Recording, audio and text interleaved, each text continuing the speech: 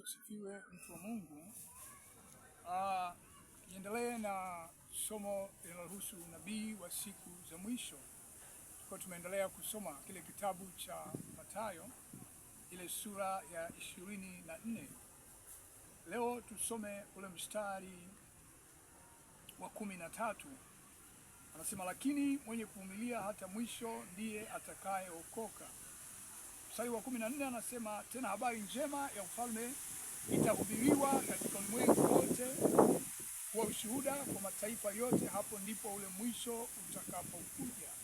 Sasa huu mstari ni mstari ambao ni muhimu sana tuweze kujua.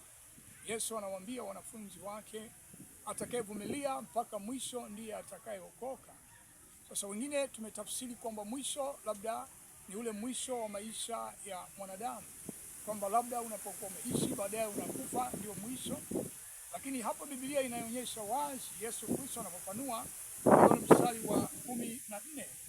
Anasema ule mwisho utakuja baada ya injili kuhubiriwa katika mataifa yote. Sasa wakati ule ilikuwa ngumu mataifa yote kuweza kuipata injili, kwa sababu hata usafiri ulikuwa haupo, teknolojia ilikuwa chini sana.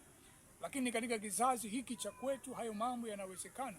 Hata mahali ambako wahubiri hawawezi kufika, injili inaweza kufika kwa njia ya mtandao, kwa njia ya satellite.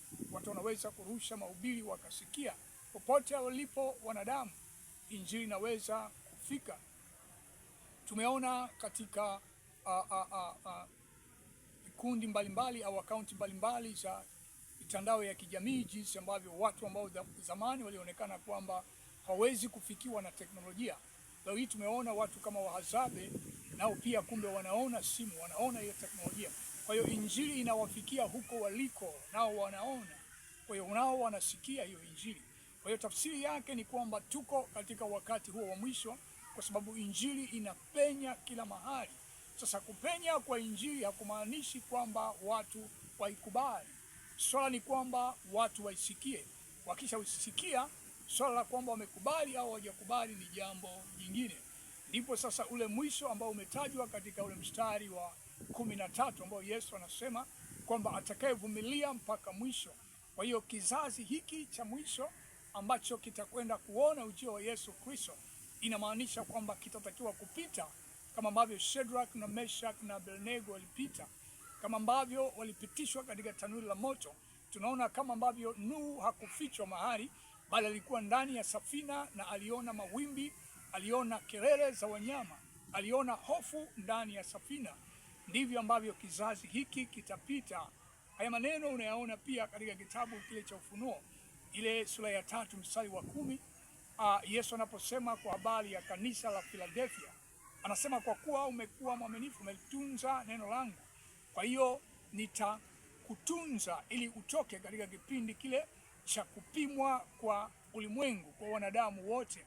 Ndicho ambacho kitatokea. Kwa hiyo ndugu yangu mpendwa, swala la unyakuo, Yesu atakuja, ndio kanisa litanyakuliwa. Lakini kabla ya kunyakuliwa, kumbuka lazima kuna kupita katika kipindi cha kipimo cha kila mwanadamu. Baada ya kusema haya, sasa niseme ni nini cha kufanya. Ni wewe na mimi kuwa waangalifu, ni wewe na mimi kujiandaa. Lakini kwa wale ambao hawajasikia habari za Yesu Kristo, niwaambie kwamba Yesu Kristo atakuja tena utawala kama mfalme wa falme, na makao makuu yatakuwa pale Yerusalemu, na kutoka pale atatawala dunia nzima na haki itaonekana katika dunia. Lakini wale watakao kuwepo ni wale tu ambao wamempokea Yesu kama Bwana na Mwokozi wa maisha yao. Unayo nafasi ya kumpokea Yesu sasa katika jina la Yesu. Amen.